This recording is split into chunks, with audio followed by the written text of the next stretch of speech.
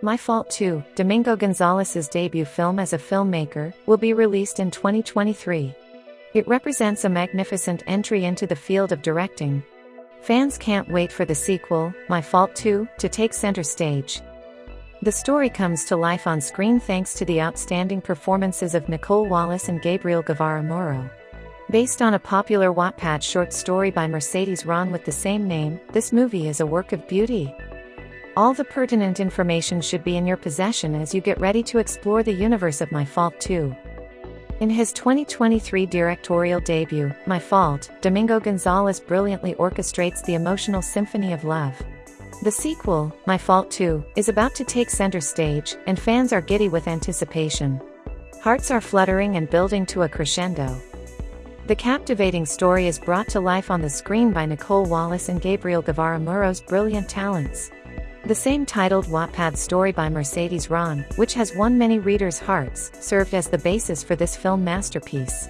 With all the necessary information at your fingertips, get ready to immerse yourself in the world of My Fault 2. The film doesn't contain a riveting story or any spectacular plot. For those who enjoy cheesy romances with a little bit of risk involved, Culpa Mia is the movie for you. Nick is the classic millionaire's son who has mommy issues and is too cocky for his own good.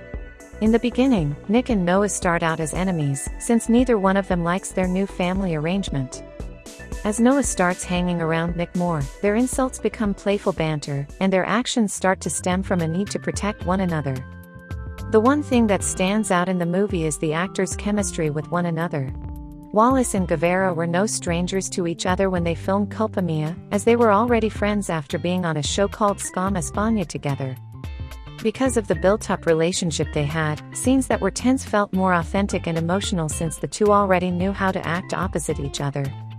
The movie mainly focuses on the romance aspect but also paces a mystery element alongside it. Noah's father is out of prison and starts to terrorize Noah by sending her anonymous letters with threatening messages.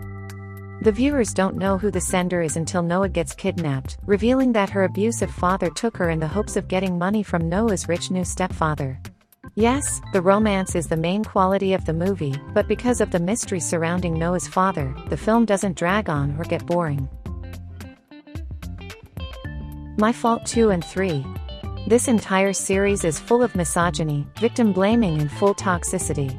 The main character, Nick, abuses Noah in books 2 and 3. Here are some examples. In book 1 he leaves her alone in the road at night, and basically tells her she can fuck off because he's not driving her home. She had to get into a stranger's car to get a ride, and Nick never apologized. In book 2 he abuses her quite a lot. There is a scene where a random girl at a party kisses Noah, she didn't want to be kissed and pushed the girl immediately, and Nick blames Noah and angry fucks her in the bathroom even though Noah is visibly upset about all of this and her consent is dubious, she literally ends up crying. No aftercare, no anything. I didn't want to be there naked in front of him, I didn't want him to look at me, he was humiliating me, he was treating me like he had never done in my life, he was hurting me. Time after that they get into a fight and he talks a lot of shit about Noah's trauma. Then I felt him from behind, he grabbed me around the waist and the next thing I know my back was hitting the car and he was holding my face in one of his hands. If it wasn't for your trauma shit I'd leave you here alone, do you hear me? He said, rage exuding from every pore of his skin. You've crossed a limit tonight, and I'm not going to forgive you, don't even think about opening your mouth until we get home because I swear I won't answer Noah, do you understand me? Just a few examples of him being extremely toxic. I don't want to be near you, I yelled at him. His gaze turned into something indecipherable. Well, I'm sorry to tell you this, but you have no choice, because you're not going to be with anyone other than me. And another. Anger clouded his face, and he grabbed me around the waist and pushed me against the door. His hand collided with it inches from my face. I'm trying to control myself and you won't let me. At the end of book 2 Nick and Noah fight and he kisses another woman, and lets Noah think he fucked her too. Noah was obviously upset and went to see her therapist who sexually assaulted her in her state of vulnerability. Nick feels betrayed after this infidelity and the rest of the book is him breaking up with Noah, victim blaming her and ignoring the fact that he cheated first. In book 3 we have more of the same abusive and toxic shit. There is a scene in the original Wattpad book that was deleted after publishing, but can still be found in Wattpad. In this scene, Nick sexually assaults Noah. Is this how it was with him, Noah? Is this how he prepared you or fucked you without regard? I froze as if a glass of cold water had been thrown on me.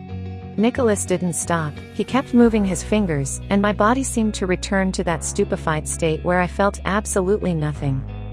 Let me go, I said softly, but he didn't listen to me or simply didn't want to.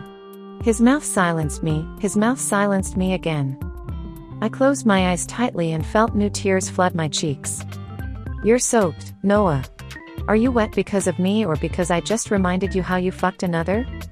Let go of me, I yelled desperately, pushing him with my hands, and then he did. His eyes looked at me with lust, yes, but with a hatred that crossed unsuspected limits. He released me, but stayed glued in front of me. I heard his rapid breathing. Things that were never addressed. Nick was abusive. Nick cheated on Noah. Noah was assaulted by her therapist. Noah was assaulted by Nick himself. Anticipations to come. Are you ready to see it? The video trailer is in Italian with subtitles in all languages. Remember to press the CC button at the top of the video and choose the subtitle language as well. Go! Good vision! On YouTube, the YouTuber, Giulia Segreti, who became famous for her voice, lets you discover the world of Bridgerton by reciting the most important parts of the book with her voice.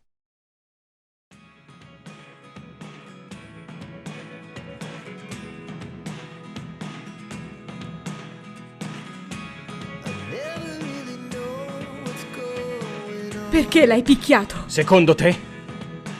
Forse perché ti avevo appena vista baciarlo. Tu hai baciato quella ragazza, anzi forse hai fatto di peggio. Come hai potuto? Hai appena baciato un altro sotto i miei occhi.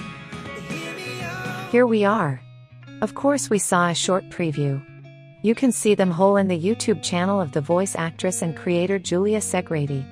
She is a voice actress and actress. With her voice it brings strong emotions. She is Italian. In her videos you can also activate all the subtitles.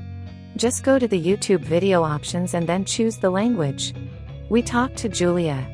She uses her own voice in an innovative and particular way. È vero, non hai avuto un buon esempio, ma hai imparato a mie spese che dagli errori si impara e si diventa persone migliori. And she is popular on the web. She opens her self-titled YouTube channel and starts uploading audio readings of modern books in collaboration with male voice baron Mark Keel. She also does commissioned audio readings from many female writers. Giulia and Barone are also a couple in real life. They met on the web. Senza di lui la maggior parte del lavoro non era possibile. Beh, ci siamo conosciuti attraverso la grande passione per il doppiaggio e per le letture. Giulia was looking for a male voice for her projects, and then she learned that she was a neighbor. You have dubbed some important films and participated in various famous Italian TV programs. Giulia is also a Spotify artist. She realizes with her voice covers of her recited. She's a writer. She has acted in the theater in various shows and fairs. For some years she was also the speaker on the radio, and currently she is the voice of important radio commercials. Her voice is also on Audible. In fact, she also makes audiobooks. In short, she does many things in one day. She likes to tease with her voice and has managed to work with her voice. She loves animals, she loves being with her boyfriend. It's hard to sum up her life. I suggest you visit her YouTube channel. There you can hear and see her work. While her private life and her other passions can be seen on Instagram. Io, insieme a voi, ho una lunga strada da percorrere. E mentre percorriamo insieme questa strada, altre persone si uniranno.